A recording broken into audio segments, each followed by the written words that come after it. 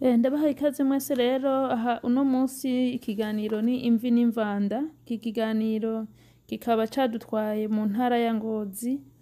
Mu ntara ya Ngozi tukaba twandikiwe n'umuntu n'ubutumwa banyohereje buvuga ngo Kiremba mu ntara ya Ngozi. Musitanteri yagirizwa kwimbisha ubutare bidaciye mu mategeko. Ibinogo binini binini vyitwa ibirombe nivyo biboneka ku mutumba w'Imbogo, ni muri komine Kiremba intara ya Ngozi. Ivyo binogo vyahabonetse kubera himbwa ubutare. Kuri uwo mutumba ubutare buhimbwa nubwo mu bwoko bwa casterite nk'uko bivugwa na bamwe mu bakora ico gikorwa. Nk'ubu butare je n'ubwa mbere ndabwumvise ko mu Burundi dufise ngo bwitwa casterite. Birabujijwe ariko birakogwa. Leta y'u Burundi yarafashe ingingo ko atawosubira kwimba ubutare ku gatwe kiwe. Ico gikorwa cashizwe mu minwe y'amakoperative. Ku mutumba w'Imbogo bikorwa n'abantu bivugwa ko bafitaniye ubucuti bukomeye na Pascal Sebigo, musitanteri wa komine Kiremba, asanzwe mbere ari imvukira yo kuri uwo mutumba. Urumva wewe Pascal Sebigo nubwo uri musitanteri nta kazoza k'igihugu cacu ugifitiye, nta n'umugambi ufise, nta nuko wari ukwiye kuvukira kuri uwo mutumba, kuko urumva yuko uriko udusubiza inyuma wongera unasubiza inyuma kazoza k'abana bacu. Barabandanya. Barabandanya bati hari abantu batari bake bamaze gufatwa bariko bagerageza gushora ubutare hanze y'igihugu canke hagati mu gihugu, cane cane mu ntara ya Kayanza. Abo baca bashengezwa mu manza zikibiriraho bagahanwa. Kuwa 6/0 ni kuvuga itariki 6 z'ukwezi kwa mbere umwaka wa 2022 ku mutumba na zone Kiremba abagabo babiri baturuka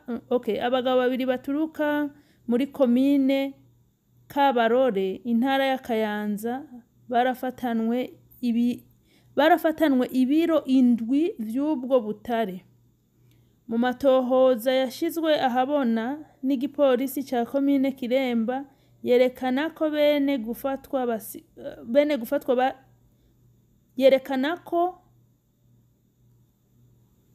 mu matohoza yashizwe ahabona n'igipolisi ca komine Kiremba yerekana ko bene gufatwa basiguye ko ubwo butare babwimvye mu gice ca Nyamugari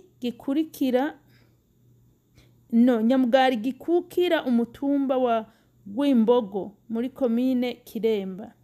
Inyuma yo gufungirwa mu gasho k'inyamiramabi ka komine Kiremba, abo bagabo babiri baciye bungururizwa gihutihuti muri komisariya y'igipolisi mu ntara ya Ngozi, baca bararekugwa ata mwanya uhaciye. No kuvuga yuko kubera musitanteri akomeye aca ahamagara ati abo bantu nimubarekure.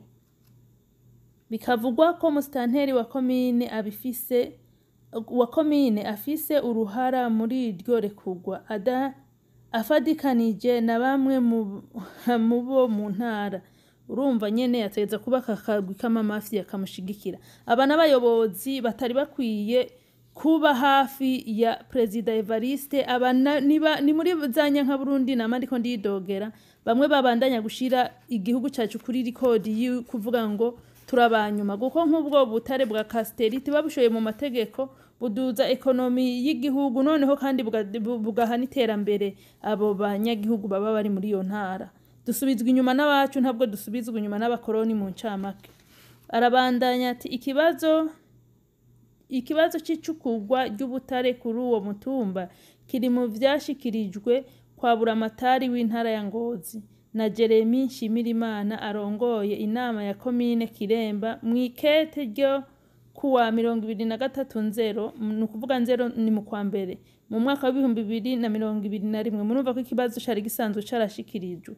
Uwo arongoye inama ya komine Kiremba yasavye buramatari w'intara ya Ngozi gushika kuri uwo mutumba kugira ngo yibonere ibiriko birahabera, yongere afate ingingo zibereye.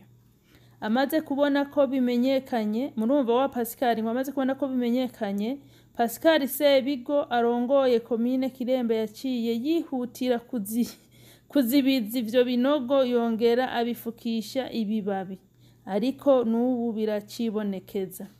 Barundi kazi, twebwe nitwe twiyica, twebwe nitwe twiye imitungo, twebwe nitwe twiyima amahoro, zaba intambara nitwe tuzirondera. Abarundi n'abarundi kazi ni guhagurukira rimwe, tukabandanya gutera ivyatsi tuyoboye babi, tukabandanya gutera ivyatsi abasuma, tukabandanya gushigikira abariko bakorana na perezida mu guteza imbere igihugu cacu, tukabandanya gushigikira uwo ari we wese ahagurutse avugisha ukuri.